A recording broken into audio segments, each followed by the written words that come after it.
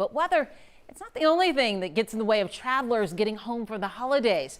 Investigative reporter Cheryl Mercedes shows us the airlines known for the most interruptions.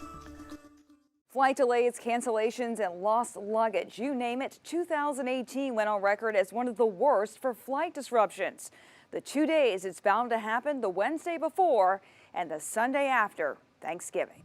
Last November, nearly 1,000 Southwest passengers were stuck at airports, followed by United and American Airlines customers.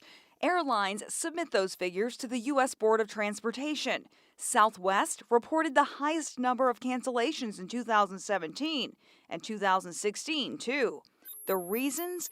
Most of them were out of the airline's hands, but a large number of those decisions were made by the airlines. Extreme weather rarely played a role. But those aren't the only reasons people got bumped. Sometimes airlines overbook. Southwest did it the most the last 3 Novembers, followed by American and United. The only thing worse than getting stuck at the airport is perhaps finding out the airline lost your luggage. Last November, more than 140,000 passengers had to deal with that.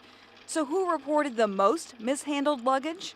Southwest, American, and United. Regardless of where they land, most airlines recommend that you pack a small carry-on. And if you have a connecting flight, give yourself longer than just 1 hour. That way you'll have plenty of time and be less stressed when you get to Grandma's.